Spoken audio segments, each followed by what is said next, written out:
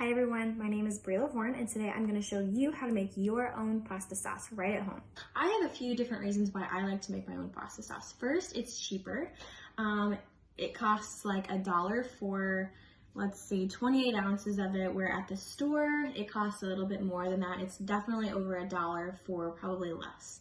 Number two, there are way less added ingredients such as sugar. Most pasta sauces that you'll find at the store on the shelf contain so much added sugar, which is so unnecessary because you don't need to sweeten pasta sauce. For me, I like just the fresh taste of tomatoes with some seasonings.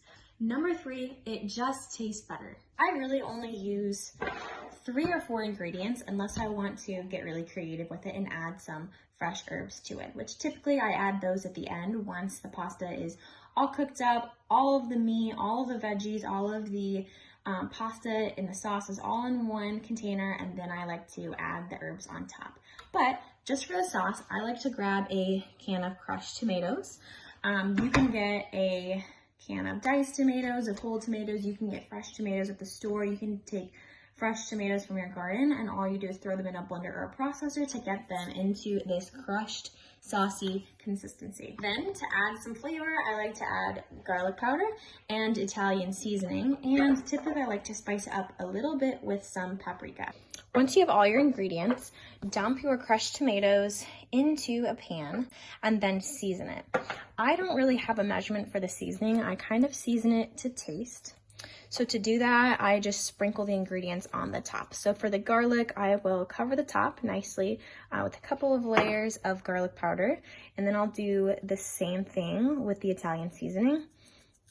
I like to really spice it up. We are huge fans of Italian seasoning, so we put quite a bit of that in there. And then if you choose to spice it up a little bit with the paprika, same thing, just cover up the top layer. Now we're just gonna cook the pasta sauce until the tomatoes get cooked, and it'll change the flavor of it a little bit. I think it makes it a little bit more sweet. When cooking the sauce, it'll probably start jumping up and jumping out of the pan, so you'll probably want to place a lid on your pan to keep it from getting all over your kitchen like it did mine. It will turn more of a deeper red color, so then you'll know that it's getting pretty close. You can also taste test it with a spoon, and that will also give you a good indication if you have enough Italian seasoning and garlic or any other spices that you're adding to it. Those are the basics to making your pasta sauce. But if you want to give your pasta sauce a little bit more flavor and add a little bit more to your pasta dish, this is what you need to do. Sauteed some asparagus, broccoli, squash, onions, and some Italian sausage, Italian chicken sausage. And what I'm going to do next is pour my sauce into the veggies and sausage just to give my sauce a little bit more flavor. If you don't eat pasta, but you want to have an Italian dish that's similar to pasta, you can always use zucchini noodles, which is an awesome option. You can spiralize them or lay them flat on a cutting board and cut them in very, very thin strips.